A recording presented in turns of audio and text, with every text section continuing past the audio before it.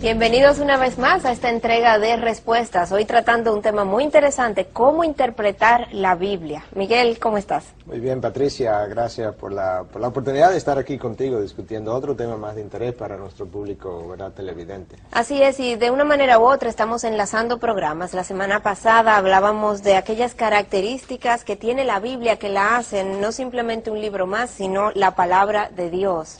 Sí, yo creo que fue importante que dejáramos claro, ¿verdad?, que la Biblia no es simplemente otro libro, ni siquiera otro libro más de sabiduría, que la misma Biblia se autodeclara la revelación de Dios para el hombre, y esa es la clave.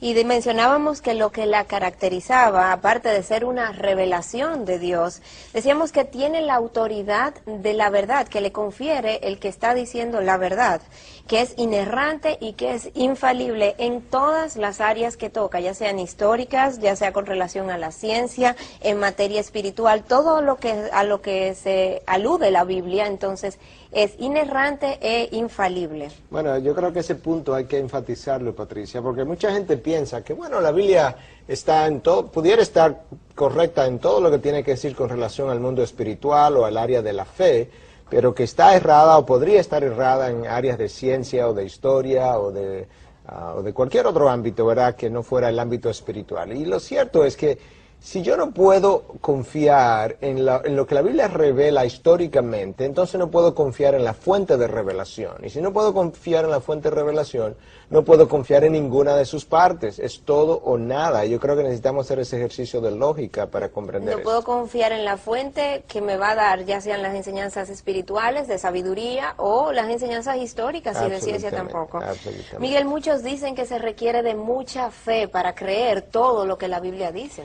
Bueno, no hay duda, hay un elemento de fe, pero ¿sabes una cosa? Cuando los hombres de ciencia hablan de lo que pasó hace millones o billones de años, ahí hay un elemento de fe, nadie estuvo ahí para comprobar eso. Estamos asumiendo que las leyes de la física funcionaron en esa época de la misma manera que funcionan hoy, y te das cuenta que hay un elemento de fe. Ahora, yo creo que es importante que nosotros hagamos la distinción, ¿verdad?, de que cuando la Biblia habla o hace ciertas afirmaciones de ciencia, como cuando dice que en el libro de Job 26:7, que Dios colgó la tierra, la suspendió de la nada, que eso, que es una afirmación de ciencia, es cierto. Y eso es importante porque en el mundo de la ciencia, hasta los años de 1700, se suponía que los astros colgaban con una especie de cable, si tú quieres, de una especie de sombrilla que daba vuelta. La Biblia siempre sostuvo, no, la tierra está suspendida de la nada. Eso era cierto, por encima de lo que la ciencia afirmaba. Y la ciencia, la verdad de hoy, es la mentira de mañana. Así es, no es consistente, no podemos creer todo lo que nos dicen simplemente porque venga de la ciencia. Por otro lado, Miguel, muchos desde fuera opinan que si los creyentes, que si el cristiano de verdad creyera lo que la Biblia dice, viviría de otra forma. Y eso lo dice aludiendo quizás a enseñanzas que son muy claras. Pon al que te da en una mejilla, pon la otra, no hagas acepción de personas, no mentirás, no cometas adulterio. Que si ese que se llama cristiano creyera de verdad lo que la Biblia dice, viviría de otra forma, dice. Bueno, yo estoy 100% de acuerdo con eso, pero hay que hacer una o dos observaciones en este punto, Patricia. Hay mucha gente que se llama cristiano que no lo es simplemente de nombre, entonces no va a vivir el estándar. Y lamentablemente, aún dentro de aquellos que han nacido de nuevo, que verdaderamente son cristianos, hay mucha incredulidad, tenemos que admitirlo. Si la gente confiara en la fidelidad y soberanía de Dios, por otro lado, para usar otra ilustración, también viviría mucho más confiada y mucho más tranquila. Y sin ansiedad ni sin estrés. Ansiedad. Y aquella frase del hombre que va donde Cristo con un hijo endemoniado y le pide que le ayude, y entonces en un momento dado Cristo le dice, todo es posible para el que cree. Y entonces le dice, Señor, creo, ayuda a mi incredulidad. Yo creo que eso es cierto de mucha gente que cree pero tiene mucha incredulidad. Todavía hay áreas en las cuales no confía del todo en Dios. Claro. Al final, Miguel, el aceptar o no la Biblia se reduce a si tienes la suficiente fe para aceptarla o no. Claro, yo creo que sí, pero esa falta de fe yo creo que se debe a dos cosas. Por un lado, el estudio de la palabra que la mayoría de la gente no hace, y ahí que está su revelación. No puedo confiar en alguien en quien no conozco a través de su revelación. Como no le conozco, pues tampoco lo vivo, no tengo una vivencia, una relación con él, no he experimentado su fidelidad. Y es esa relación con él íntima y la experiencia de su fidelidad en mi vida que me lleva a tener una relación íntima con Dios para que yo pueda confiarle. Nadie puede confiar en un Dios a quien no conoce O íntimamente. sea, que hablas de dos cosas. Por un lado, hay la necesidad de conocer de la palabra de Dios, pero por otro lado está la necesidad de tener una relación íntima, de un caminar diario con Dios. Y yo sé, Miguel, que hay un grupo de personas que tienen esta intimidad y esta relación personal con Dios y que creen en Jesús y que tienen una relación con Él. Sin embargo, ellos entienden que hay porciones de la Biblia que son más bien mitos, leyendas, historias, que son formas literarias que nos dan principios, pero que no necesariamente es literalmente lo que la Biblia dice, lo que tenemos que creer. Y es oportuno entonces el momento para irnos a nuestro segmento de Así Dicen, donde le preguntamos a líderes religiosos, ¿cree usted en la Biblia literalmente?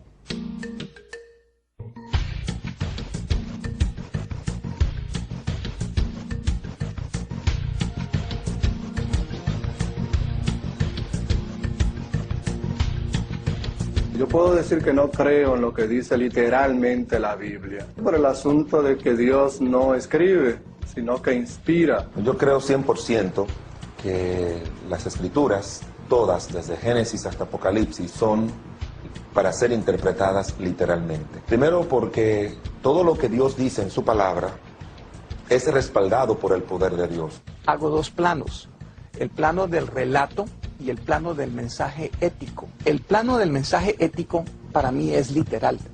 Lo que dice la Torá es lo que el ser humano debe cumplir. La Biblia no es un mensaje histórico, sino un mensaje de salvación. Los milagros, la intervención de Dios en la historia de la nación de Israel, en todas las cosas que Dios dice en su palabra que hace, están acorde con lo que es el poder de Dios. Al plano del relato histórico, el relato bíblico es la percepción humana más perfecta de lo que nosotros hoy llamamos darwinismo, que es una palabra que para muchos no se debe ni pronunciar porque es herejía. Pero creo en la Biblia, en la revelación que Dios tiene en ella, cómo se nos muestra a través de la Sagrada Escritura que contiene la Biblia. Toda la escritura viene de Dios y que debe ser entendida exactamente como Dios la dio.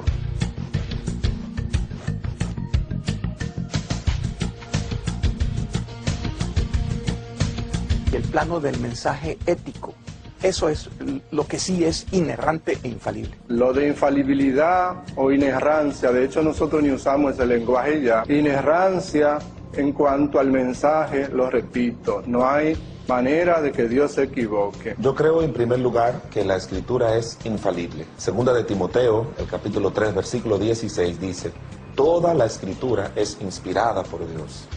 Y esa palabra inspirada en el idioma griego es la palabra teonesto, que significa que fue soplada por Dios. La inerrancia, obviamente que si uno cree que la palabra de Dios fue respirada por Dios, también es inerrante, o sea, libre de todo error. El plano del relato, cuando habla de los animales que nos es permitido consumir, tiene un par de errores técnicos. Como ejemplo de rumiante prohibido porque no tiene la pezuña hendida, pone la liebre o el conejo. Eso es una falla del Pentateuco. No podemos hablar de la manera de narrarlo. Por ejemplo, tenemos nosotros que creer que Dios se fajó y se sentó a calcular el mundo y hacerlo en 7 días, como lo narra la Biblia. No, ahí lo que nos está diciendo es de dónde viene el mundo. Nos está explicando de la manera que ellos lo entendieron en su tiempo, en que surgió el Génesis, que todo viene de Dios. Hay otra verdad grande junto con la infalibilidad y la inerrancia, es que Dios ha preservado su palabra. ¿Crees en lo que la Biblia dice literalmente? Bueno, claro que creemos en todo lo que la Biblia dice. Yo creo que la aclaración que hay que hacer cuando hablamos de literalmente es siempre y cuando tengamos en cuenta el tipo de lenguaje que se está usando. Hay lenguaje simbólico, hay figuras del habla como metáforas, parábolas, símiles que necesitamos interpretar conforme a lo que esas figuras del habla o tipo de lenguaje es, el lenguaje apocalíptico de Apocalipsis, pero todo lo que la Biblia afirma, claro que lo creemos. Hablábamos, Miguel, de personas que tienen un caminar con Dios y sin embargo entienden que hay porciones de la Biblia que no es literalmente que se deben tomar, que son más bien principios lo que nos están enseñando. Bueno, esas personas, ¿verdad?, viven con una contradicción, porque abrazan a Cristo supuestamente como Señor, como Salvador, pero se olvidan de las afirmaciones de Cristo. En Mateo 5:18 tenemos sus palabras. Y si tú crees en Cristo, tienes que creer en lo que Él dijo. Oye lo que Él dice en esta ocasión. Porque en verdad os digo que hasta que pasen el cielo y la tierra, no se perderá ni la letra más pequeña, ni una tilde de la ley, hasta que toda se cumpla. ¿Esa tilde de la ley es la Biblia? Es una referencia en un contexto dado, es más una referencia al Antiguo Testamento, pero en el contexto mayor, cuando tú lo ves todo, realmente se está refiriendo a toda la palabra, porque de una u otra forma la palabra vuelve y afirma exactamente lo mismo, que todo tiene que ser cumplido al pie de la letra. Tú tienes en Juan 5:39 otra cita donde Cristo dice que ustedes escudriñan las Escrituras porque piensan que en ellas tienen vida eterna y ellas son las que dan testimonio de mí. En otras palabras, si creyeran las Escrituras no me estuvieran rechazando. Cristo afirma una y otra vez la validez de toda la Escritura. Hay pasajes de la Biblia, Miguel, que todos aceptan sin cuestionar. Sin embargo, otros lucen un poco más oscuros, más contradictorios. Y hablábamos hace un rato del ejemplo de aquel pasaje donde dice que Jesús duró 3 días y 3 noches en la tierra. Y sin embargo, sabemos que Jesús muere un viernes, resucita un domingo. ¿No sería esto tomado como un ejemplo de un error en la Biblia?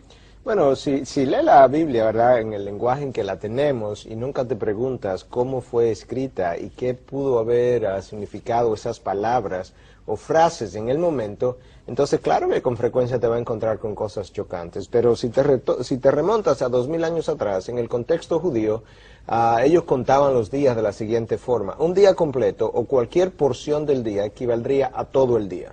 De manera que Cristo muere el viernes en la noche. Bueno, ahí hay una noche y un día, porque una porción contaba por todo el día. El día sábado está completo, 2 días y 2 noches. Y el domingo Él resucita. Esa porción del día sería contada como toda un día. Tienes un tercer día y una tercera noche. Necesitas saber en el contexto, en el momento, qué significaron las palabras y las frases. El gran teólogo Agustín dijo que los errores no vienen de la revelación de Dios, sino de la mala interpretación del hombre. Y me pregunto cuál ha sido entonces el problema, en qué se ha equivocado el hombre al interpretar la Biblia, o cómo estar seguro de que estamos interpretándola correctamente, de que no nos estamos yendo tras enseñanzas que no son las que la Biblia quiso decirnos. Bueno, tienes que hacer uso de herramientas, y la hermenéutica es la ciencia que estudia, que establece los principios, las normas, las formas, las reglas de interpretación bíblica. Y yo creo que eso no debe sorprendernos. Tú usas las leyes de la astronomía para saber cómo funcionan los astros, tú usas las leyes de física para saber cómo funcionan las cosas en el mundo de la física, en medicina para saber cómo funciona el cuerpo humano y cómo interpretar lo que lees. Igualmente con la hermenéutica la usa para saber qué dice la Biblia. Entonces, la hermenéutica se aplica para poder estudiar y mirar cómo se estudia, cuáles son las reglas de interpretación de la Biblia. Claro, la palabra hermenéutica viene de la raíz hermeu, si quieres, verá que es una palabra que significa interpretar, traducir, explicar. Es interesante porque el dios en la mitología griega, Hermes, era el mensajero de los dioses. De manera que la hermenéutica es la ciencia que te va a ayudar a interpretar el mensaje de Dios para él. Entonces, Miguel, si existe una ciencia para la interpretación de la Biblia, se entendería que hay un consenso en cuanto a la interpretación de los pasajes bíblicos. Sin embargo, esto no es lo que ocurre. Tenemos enseñanzas que están siendo predicadas diametralmente opuestas una de otras. Estamos hablando de que desde el púlpito hay personas que están diciendo una cosa y otras que están diciendo otra totalmente opuesta. Entonces, el ejemplo de esto podemos mencionar aquí el Evangelio de la Prosperidad, donde él enseña que todo cristiano tiene que ser rico y que si no lo está haciendo, si no está siendo prosperado es porque hay pecado en su vida, que si es pobre está bajo maldición, bajo juicio de Dios, etcétera. Bueno, Patricia, tenemos que recordar lo que ya dijimos en el programa anterior, que Pedro nos había dicho en la misma palabra. Ninguna escritura es de interpretación personal. Sin ninguna escritura de interpretación personal, yo necesito hacer uso entonces de los principios que nos permitan analizar la escritura de una forma objetiva, que sea válida y signifique básicamente lo mismo para todo el mundo. Desafortunadamente, mucha gente que está detrás de púlpitos y está en la televisión, nunca ha hecho uso de principios de hermenéutica para hacer una buena interpretación, porque no han sido entrenados ni siquiera para esa interpretación, y ahí es donde comienzan los problemas. Y necesitamos recordar entonces que cuando yo no tengo un buen ejercicio hermenéutico de la palabra, yo voy a manejar esa palabra a la ligera. Tenemos que recordar las palabras de Pablo a Timoteo en su segundo libro, en 2:15. Pablo estaba altamente preocupado por la forma en que Timoteo iba a manejar la palabra, y oye lo que dice: procura con diligencia presentarte a Dios aprobado, como obrero que no tiene de qué avergonzarse, que maneja con precisión la palabra de verdad. La expresión ahí con precisión es orthotomeo, y eso significa cortar derecho, que no haya ninguna desviación. ¿Cómo lo voy a hacer si no tengo los principios de interpretación de la hermenéutica? Aquí está en verdad la palabra como ortotomeo, cortar derecho. Ortotomeo, como cortar derecho. ¿Cómo lo voy a hacer si no sé cuáles son esos principios, reglas y normas? Y mucha gente ni siquiera las conoce. Y muchos se preguntan, ¿qué se requiere para que un predicador permanezca apegado a lo que es la enseñanza, conforme a lo que Dios quiere que se predique, conforme a la enseñanza bíblica real y original? Bueno, aparte de vivir su vida, ¿verdad?, de santidad, caminando con Dios, él necesita hacer aplicación de principios de hermenéutica, principios de interpretación bíblica y sus normas, conocerla y aplicarla. Él necesita, en segundo lugar, hacer lo que llamamos la exégesis del texto. Y estamos hablando, vamos a ir definiendo un poco estos principios. Decías principios de hermenéutica, y ya definíamos eso como la ciencia que te enseña a interpretar la Biblia, ¿no? Exacto, que te da las normas y las reglas para interpretar correctamente la Biblia. Luego tú tienes la exégesis del texto, que es extraer del texto el significado original, lo que Dios quiso decir en su momento. Déjame ilustrarte esto, un momento. Aquí tú tienes la diferencia, ¿verdad? La exégesis, y ahorita vamos a hablar de lo que es la eisegesis, pero cuando tú haces la exégesis del texto, tú tienes que sacar del texto exactamente lo que se quiso decir en el momento. Una buena ilustración: la parábola del sembrador. Cristo habla de que un sembrador salió a sembrar una semilla cayó sobre tierra fértil, una semilla cayó sobre terreno rocoso, una semilla cayó al lado del camino, y más adelante tú te encuentras en Lucas 8, a partir del versículo 12, que Cristo comienza a interpretar lo que él quiso decir con eso. Él dice que el campo sobre el cual fue a sembrar era el mundo, que la semilla es la palabra de Dios. Entonces comienza a decirte que los diferentes terrenos representan diferentes tipos de personas y su reacción a la predicación de la palabra. Pero eso te lo dice la misma Biblia. Eso te lo dice la misma Biblia. Yo no puedo usar ese texto u otro similar para decir otra cosa. Y tú tienes predicadores del Evangelio de la Prosperidad que usan ese texto, y el texto de Gálatas 6:7, que dice que lo que tú siembras, eso segará. Y te dice que si tú siembras dinero, Dios te devolverá bendiciones económicas también. Eso es introducir lo que tú quieres que el texto diga al texto, y a eso es que llamamos eisegesis. Cuando tú manipulas cuando tú le pones un significado que no es el original. Exacto, y tú haces entonces que el texto diga lo que tú quieres que digas y no lo que el texto originalmente dijo en su... Entonces, lo correcto, Miguel, es hacer la exégesis del texto, es extraer el significado original del texto versus la eisegesis. Esto es lo que no debemos hacer, que es lo que nos lleva a manipular el texto para que diga lo que nos conviene, lo que preferimos oír. Así es. Y Miguel, lo que me llama la atención es que personas que en un momento dado prefirieron hacer la exégesis, extraer ese significado original, defenderlo, y no suavizar el Evangelio, y no suavizar las palabras de la Biblia, y no adaptarla a los tiempos que estaban viviendo, tiempos históricos difíciles, incluso con gobiernos en contra y demás. Personas que tomaron esta posición y llegaron a sacrificar mucho, hasta su vida misma, por defender el Evangelio. Qué impresionante la vida de estas personas. Para conocer un poco más de ella, acompáñenos a ver En Paralelo.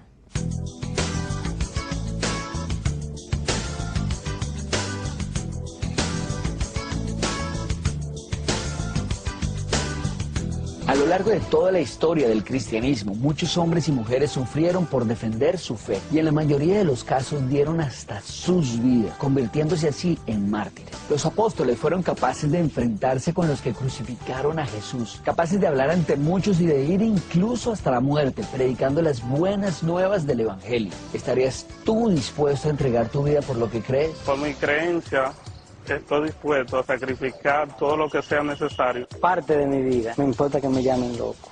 Habría que analizar el punto, hasta qué punto yo quería, me sacrificaría. Excepto mi vida y a mis hijos. No completo, no parte de mi vida. Dependerá de la situación en que yo me encuentre. No lo incluyo a mi familia. Yo no afecte mi vida ni la de mi familia. Pero no solo en la historia de la Biblia vemos personas como los apóstoles que estuvieron dispuestos a morir por Cristo. En años recientes todavía vemos mártires que siguen muriendo por defender lo que para ellos es la verdad. En Indonesia, en el año de 1999, un grupo de niños y adolescentes se encontraban en un campamento bíblico. Y mientras esperaban que los recogieran, llegó una pandilla de musulmanes. Estos forzaron a los niños y adolescentes a salir, y específicamente a Roy Pontó, de solo 15 años de edad. A este lo obligaron a pararse frente a la pandilla y le dijeron: niega a Jesús o te matamos. Roy estaba terriblemente atemorizado y temblando respondió: soy un soldado de Cristo.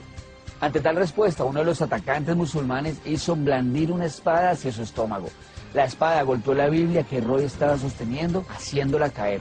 El siguiente golpe le abrió el estómago a Roy y su última palabra fue Jesús.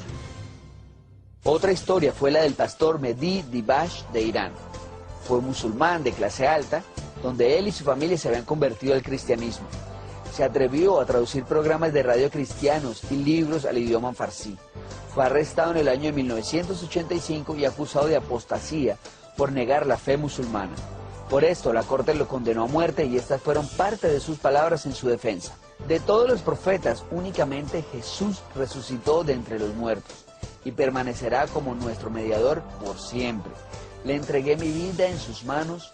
Para mí la vida es una oportunidad de servirle y la muerte es un privilegio para llegar a estar con él. Pero después de un mes fue puesto en libertad debido a la atención internacional que había traído este caso. Poco después, Dibash fue encontrado muerto en un parque. Se cree que fue muerto debido a los líderes islámicos que pidieron su ejecución. El ejemplo de estos hombres debería llenarnos de ánimo para enfrentar cualquier circunstancia e inspirarnos a una fidelidad más grande en nuestro servicio a Jesús. ¿Valieron la pena todos estos sacrificios? ¿Qué diría Cristo? Hasta la próxima, en Paralelo.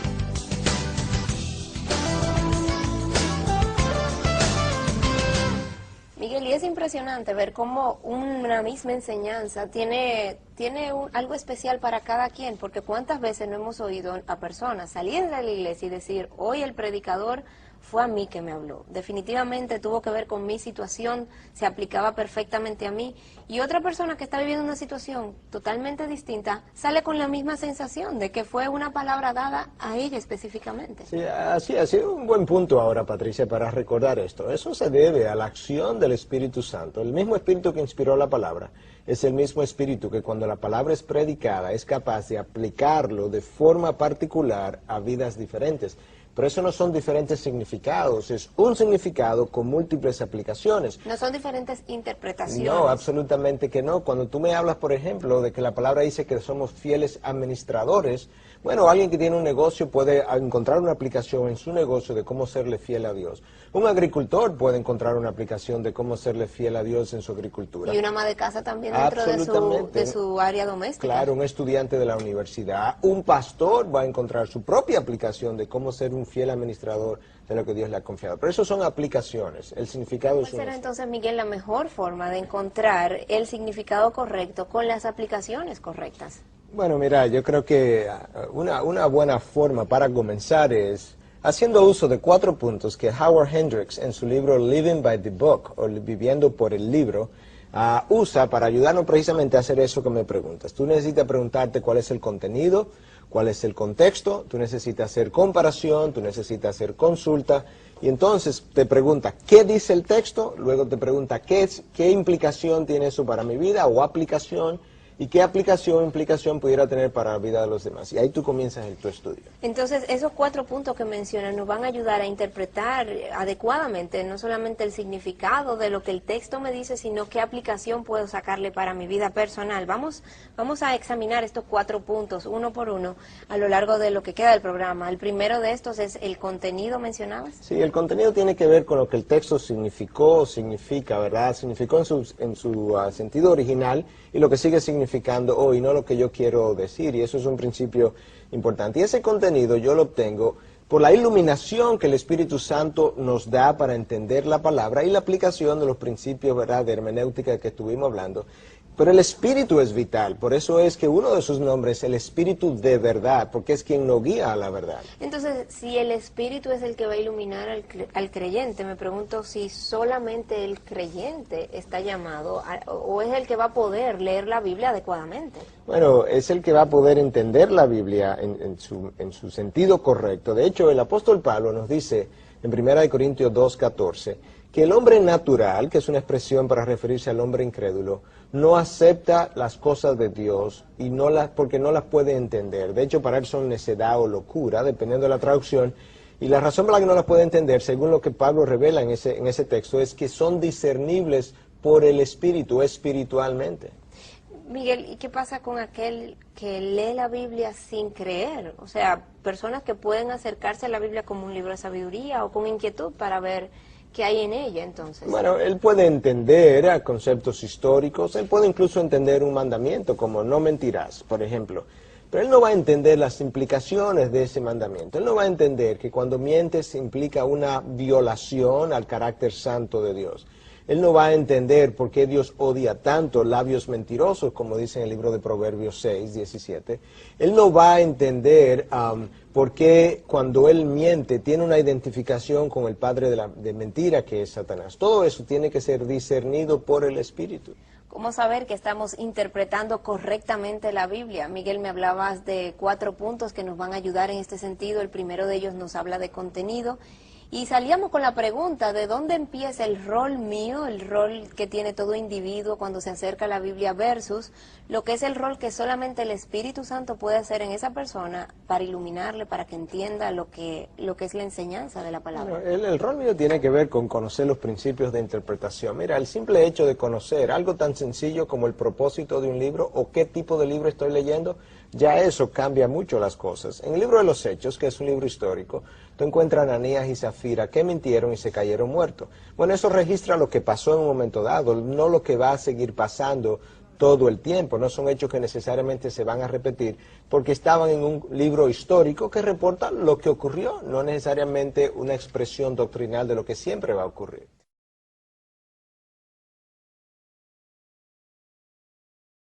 O cosas, Miguel, que están en la Biblia escritas en un lenguaje más bien figurativo, que no es necesariamente al pie de la letra lo que nos quiere decir. Y me pregunto, ¿cuándo vamos a saber que lo que la Biblia nos está diciendo es una enseñanza general que debemos sacarle al principio o que debemos aceptar al pie de la letra lo que nos está dando el relato? Bueno, cuando estudia hermenéutica aprende lo que es una parábola, lo que es un símil, aprende lo que es una metáfora, lo que son alegorías, y entonces tú podrás saber en cada caso. Por ejemplo, cuando Cristo dice, ¿verdad?, que si tu ojo derecho va a ser causa de pecado, que es preferible que te lo saque, y es preferible entonces que entres al reino de los cielos sin uno de tus miembros, que entrar al infierno, ¿verdad?, con todo tu cuerpo. Obviamente eso es una hipérbole, es una exageración, pero no es una mentira. La hipérbole tiene la característica de exagerar algo con el propósito claro de enfatizar una verdad. Exacto. A diferencia de esconder una verdad. Entonces, te das cuenta que ya sabes cómo interpretar una hipérbole. Teníamos otro concepto que íbamos a discutir. El primero de ellos habíamos hablado que es contenido. El segundo de ellos me mencionaste que era la palabra contexto. Claro. ¿Qué quieres decir cuando estamos hablando del contexto? El contexto tiene que ver con lo que se dijo, con cómo se dijo, en qué momento histórico se dijo, en qué porción de la Biblia está. Y una buena ilustración sencilla, pero hay cientos de ellas, es como Romanos 12 comienza. Dice, por consiguiente, por tanto. Bueno, tan pronto tú ves esa palabra por consiguiente, por tanto, tú sabes que lo próximo que dice Romanos 12 está conectado a lo anterior. Y en este caso te das cuenta cuando haces un estudio minucioso que en los primeros 11 capítulos Pablo está hablando de la maldad del hombre, de la perdición de la raza humana, está hablando de la imposibilidad de ese hombre llegar a Dios y está hablando entonces de la gracia soberana que Dios le ha dado a ese hombre, que le ha permitido llegar a tener una relación con él y a tener salvación. Por tanto, por consiguiente, Romanos 12 dice, dado todo eso, tú debes tener una respuesta de sacrificio a Dios, debes ofrecerte a Dios como sacrificio vivo, agradable, pero necesitas conocer todo lo anterior. O sea que no es tan sencillo como acercarme a la Biblia por la mañana, abrirla, leer un pedacito de lo que, a ver qué me dice y sacar una enseñanza muy sucinta de un texto del cual no conozco ni lo que viene antes ni lo que viene después, quizás no conozco el contenido, el propósito del libro. Estamos perdiéndonos entonces de mucho, Miguel, cuando hacemos este tipo de acercamiento a la palabra en vez de algo más sistemático o más académico. Claro, te pierdes de mucho, no solamente te pierdes de mucho, en ocasiones ni siquiera sabes lo que se dijo, cómo se dijo, cuándo se dijo, ni qué se dijo incluso muchas veces sabe cuando tú haces ese tipo de cosas. Yo creo que el próximo punto está muy ligado a esto que estamos hablando. El tercer punto nos habla de comparación. Tenemos que comparar de alguna forma lo que estamos leyendo, pero compararlo con qué, pueden preguntar algunos. Bueno, tiene que comparar texto con texto, obviamente. Tiene que saber todo lo que la palabra dice con relación a algo. Tú tienes un texto en Salmo 36 a 37:4 que dice que deleítate en el Señor Jehová y Él te dará todas las delicias o todos los deseos de tu corazón. Los anhelos, de tu corazón, dependiendo de la traducción. Bueno, implica eso que todo lo que yo le pida a Dios que sea un deseo de mi corazón, Él me lo va a dar. Tomo ese texto y lo comparo entonces con otro texto de la misma palabra. Exacto, o sea, te iba a decir, es una comparación dentro de la misma palabra, Claro. no comparando con lo que aquella persona me dice o me dejó de decir. No, texto con texto. Entonces, primera de Juan 5:14 dice que cuando nosotros pedimos a Dios conforme a su voluntad, Él nos oye. Pongo esas dos cosas juntos y otros textos también similares y llego a la conclusión que lo que está diciendo, cuando tengo una relación con Dios, me estoy deleitando en Él, los deseos de su corazón pasan a ser los deseos de mi corazón. En ese momento, cuando yo pido, y esa es su voluntad, Él me está oyendo y me va a dar lo que estoy pidiendo. El próximo concepto nos invita a consultar y qué adecuado el momento entonces para irnos a nuestra sección de consultas literarias, respuestas literarias, donde recomendamos bibliografía para usted.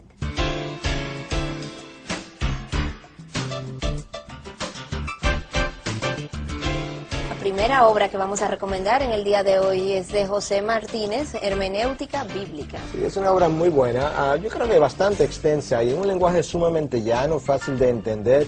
Voy a leer algunos de los títulos de los capítulos. Naturaleza y característica de la Biblia, métodos de interpretación bíblica, la nueva hermenéutica, lenguaje figurado, estudio del fondo histórico, hermenéutica especial, al final exégesis y actualización, las parábolas, las enseñanzas de Jesús, los evangelios, los milagros. Excelente obra, yo creo, y en un lenguaje sumamente digerible. Y qué bueno que esté en español, ¿no? Correcto. Al igual que esta obra, aunque tenemos aquí la versión en inglés, pero sabemos que está en español, de John MacArthur. Sí, es Unleashing God's Word in Your Life, o Desatando la Palabra de Dios en tu vida. Es una obra menos extensa, menos específica, pero todavía muy buena. Y dentro de esto, entonces, vamos a tener una idea, no solamente de cómo obtener el significado de la Biblia, pero también de cómo esa Biblia aplicada a tu vida va a producir crecimiento, va a producir fruto, te va a liberar, cómo te va a equipar para la batalla espiritual. Es una obra sencilla, pero excelente en su contenido. De los conceptos para una correcta interpretación nos hablaba de la necesidad de consultar. Claro, necesito consultar, Patricia, comentarios acerca del texto, necesito consultar diccionarios bíblicos, diccionarios teológicos, concordancia, lo que otras personas del pasado han dicho del texto. Nosotros no podemos recordar que la fe cristiana tiene 2000 años de historia y tenemos personas hoy en día enseñando textos con enseñanzas nuevas, desquiciadas en algunas ocasiones, que no guardan ninguna relación ni ninguna continuidad con lo que por 2000 años la iglesia ha enseñado. No podemos despegarnos del pasado tan fácilmente. Miguel, muchos piensan que es abrumador, que es demasiado el acercarse a la Biblia para poderla interpretar correctamente, que va a requerir tantas cosas que ellos no están capacitados para ello y de hecho se desilusionan y no ni siquiera lo intentan porque les asusta este texto con tantas metáforas, con parábola y demás. Hemos intentado a lo largo del programa dar algunos conceptos que ayudarían en la correcta interpretación de esa palabra. Y ya hacia el final de este programa recapitulamos un poco lo que van a ser principios de aplicación que van a ayudar a la persona que se quiera acercar a la palabra. Estos principios los sacamos a lo largo de la preparación del programa y quise traerlo ya a modo de conclusión del mismo para que vayamos comentándolo uno a uno. El primero de ellos dice que solo la palabra puede interpretar la palabra de un modo u otro, lo vimos a lo largo del programa. Es lo que ha sido llamado teológicamente la analogía de la fe. Eso implica que un texto de la Biblia no puede ser interpretado de una manera que contradiga a otro texto. Por ejemplo, Cristo dijo que el que no odia a padre y madre no es digno de seguirme, pero al mismo tiempo tiene otro texto que me manda a amar a mis enemigos. Si yo no hago la interpretación correcta, voy a tener un texto que dice todo lo opuesto del otro. Si sigues una de esas dos principios, Correcto. vas a acabar en contradicción con el otro. Correcto, principio. entonces cuando leo el resto del contenido de lo que la palabra tiene que decir, entiendo que Cristo nos estaba diciendo, una vez tú amas a Dios con todo tu corazón, con toda tu alma y toda tu fuerza, si verdaderamente lo amas así, el amor que tú tienes por tus padres va a palidecer, y en ese sentido casi parecería como un odio comparado con el amor sin condiciones, incondicional que tú tienes para Dios Padre. El segundo principio nos dice, recuerda que la Biblia está escrita en un lenguaje antropomórfico, es algo que hay que tomar en consideración. Claro, antropos es hombre, ¿verdad? Y morfo, morfología, forma. Dios escribió su palabra, inspiró su palabra en un lenguaje que yo, que soy hombre, lo pueda entender. Entonces, cuando Génesis 8.1, por ejemplo, como ilustración dice que Dios se acordó de Moisés, eso no implica que Dios se le había olvidado a Moisés. ¿Cómo va a ser que un Dios omnisciente se le olviden las cosas? Como lo describe la misma no palabra. De Moisés, se acordó de Noé. De perdón, Noé, exacto. Entonces, ese Dios omnisciente no se va a olvidar de Noé. ¿Qué es lo que me está diciendo? Que llegó un momento en que Dios volvió a hacer algo en favor de Noé para su beneficio, que en este caso tiene que ver con terminar ya la inundación que el diluvio produjo. El tercer principio nos dice, diferencia el proverbio de la ley. Sí, eso es importante, Patricia. El libro de Proverbios es un libro de sabiduría, no de mandatos. Entonces hay principios ahí que cuando tú lo aplicas, en la mayoría de los casos así es que va a resultar, pero no es una promesa. Cuando el texto dice, instruye al niño en su camino, y cuando crezca no se apartará de él. Instruye al niño en el camino del Señor y que cuando crezca no se va a apartar de él. Correcto. Hay un par de interpretaciones diferentes que alguna gente le ha dado, pero cuando tú instruyes al niño en su camino y dice que cuando crezca no se va a apartar de él, eso no implica una promesa. Eso es un principio bíblico que en sentido general niños instruidos en el camino de Dios van a permanecer en el camino de Dios. Pero no es una garantía, no es una garantía 100% de que eso va a suceder así. Correcto, es un principio de sabiduría en un libro de sabiduría. El próximo concepto tenemos aquí, dice, distinga entonces entre la letra de la ley y el espíritu de la ley. Muy importante también, cuando Cristo viene, recuerda como Él dijo en el Sermón del Monte en varias ocasiones, habéis oído tal y tal cosa, pero yo os digo. Entonces, en ese contexto, Él dice que, refiriéndose al adulterio, ¿verdad?, que todo el que mira a una mujer para codiciarla ya cometió adulterio con ella. Cuando te remontas al Antiguo Testamento, que decía, no adulterarás, se estaba refiriendo a la consumación física del adulterio. Esa es la letra de la ley. Cristo dice, la letra de la ley tiene un espíritu también. Y es que cuando codicias a una mujer para quererla, para tenerla, ya has cometido adulterio, porque el principio de la prohibición es mucho más amplio. Y te das cuenta entonces que puedo entender mejor por qué Cristo dijo lo que dijo. Ahora, esos dos adulterios no son lo mismo. La consumación física del adulterio no tiene la misma implicación y consecuencia que ese deseo que no pasó de ser algo mental o emocional. Y yo sé que a lo largo de este programa muchos estarán con muchas inquietudes acerca de pasajes que han leído en la Biblia y que les ha llamado la atención, que les han dejado confundidos en ocasiones. Vamos a irnos entonces a nuestro segmento de preguntas donde usted nos puede hacer llegar sus inquietudes.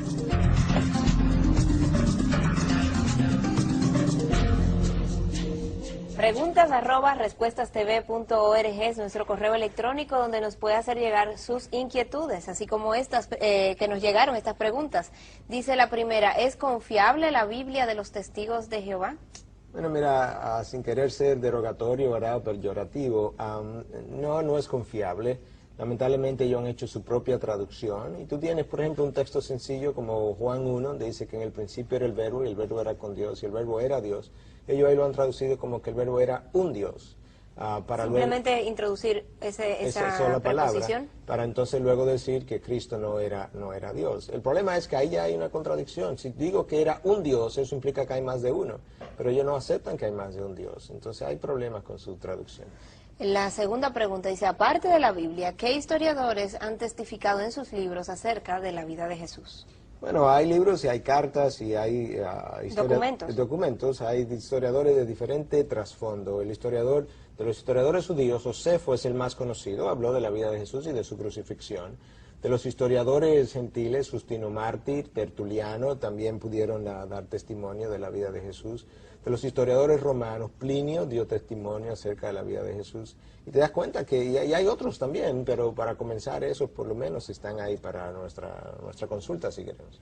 Así es, recuerden amigos, entonces nuestro correo electrónico preguntas@respuestastv.org o dirigiéndose a nuestra página de internet www.respuestastv.org. Allí se dirigen a la sección de preguntas y nos hacen llegar sus inquietudes.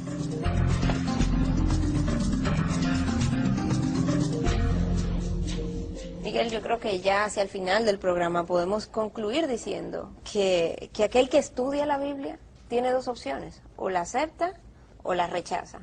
Aceptarla va a tener consecuencias igual que rechazarla, va a tener bendiciones si la acepta, va a tener consecuencias, disciplinas si la rechaza.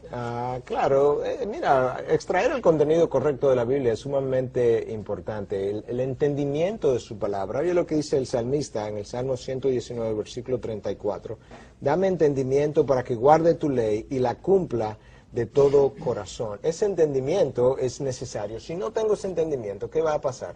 Y cuando yo comienzo a estudiar la palabra y comienzo a sacar esa enseñanza si es incorrecta me va a dar una mala teología. Si me va a dar una mala teología, me va a llevar a una mala aplicación del concepto. Cuando la llevo a una mala aplicación, tengo una mala conducta. Cuando tengo una mala conducta, he pecado contra Dios. Cuando peco contra Dios, tengo consecuencias y su disciplina, aunque hubiese estado bien intencionado en el estudio. Aunque fuera de la palabra que se de donde sacó lo original, ¿no? Absolutamente. Míralo de nuevo. Mala enseñanza lleva a mala teología a mala aplicación a mala conducta es un pecado, el pecado me lleva a la disciplina de Dios. Esto es grave. Tenemos que manejar la palabra con precisión, ortotomeo, cortar derecho, para evitar precisamente que yo sufra posteriormente las consecuencias de haber hecho un manejo a la ligera de la palabra, y usted necesita percatarse de que quien le enseña la palabra no la maneja a la ligera, de que hace un estudio que realmente le permite extraer el significado correcto, que está haciendo aplicación de las leyes de la hermenéutica, está haciendo una buena exégesis del texto, y si usted no hace eso, usted va a terminar siendo enseñado por personas que están tergiversadas. Miguel, muchísimas gracias por esta advertencia, gracias por el contenido de este programa que has traído a nosotros. Gracias a ti, Patricia.